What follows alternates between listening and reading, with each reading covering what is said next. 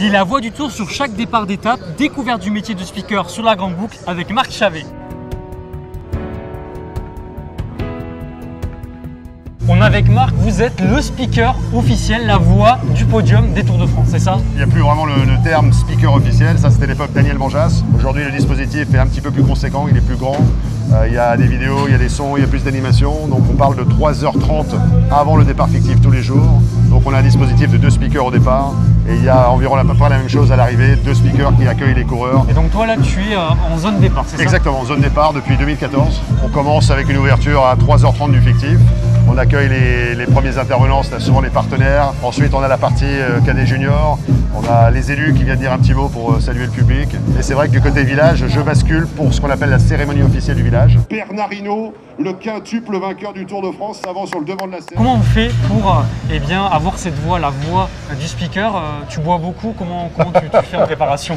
Whisky, non. Je pense que c'est naturel, c'est quelque chose qui vient avec le travail. La voix, c'est comme un muscle qui se travaille. En l'utilisant, on devient meilleur avec. On a une gamme normale quand on parle comme ça, puis après on a une gamme qui va être assez large, on peut monter et descendre. Plus il y a d'ambiance autour, plus on va utiliser l'ambiance autour. On va être galvanisé par la foule, le public, l'intensité du moment. Si le speaker donne, le public va rendre. Le Tour de France, c'est plus de 3500 km. Il y a 21 étapes. Comment tu fais pour être au top de la forme du début jusqu'à l'arrivée aux Champs-Élysées à Paris? C'est une discipline au quotidien. C'est malheureusement pas d'excès ou peu.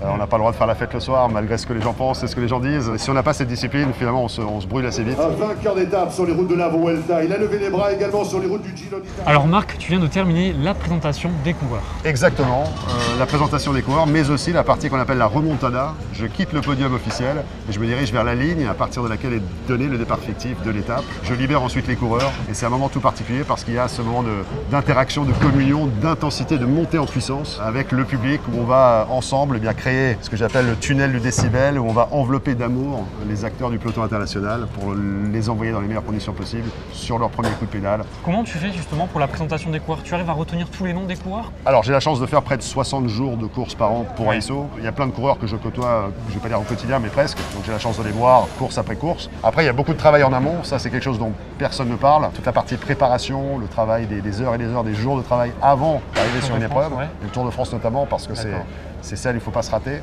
Est-ce que tu as un souvenir marquant d'une de tes années sur le Tour en tant que speaker? Le souvenir le plus marquant, c'était mon premier Tour, 2014, grand départ dans le Yorkshire, à Leeds. On a 5 millions de personnes sur 3 jours, l'euphorie absolue. L'anecdote que je raconte souvent, c'est celle de l'hippodrome de York.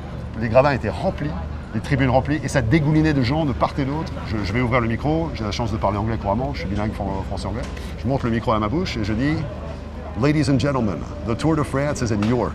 Et j'ai devant moi des gens debout, les bras levés, des hurlements. C'était la fois de toutes mes aventures sur le Tour où j'avais des poils qui se sont dressés, presque de la chair de poule, et je savais que la journée allait être spectaculaire, et elle l'était. Les mots de la fin pour cette édition du Tour de France, là, serait quoi pour toi? Christian Prudhomme, le directeur du Tour de France, le dit bien mieux que moi. Le Tour de France, c'est 3500 km de sourire.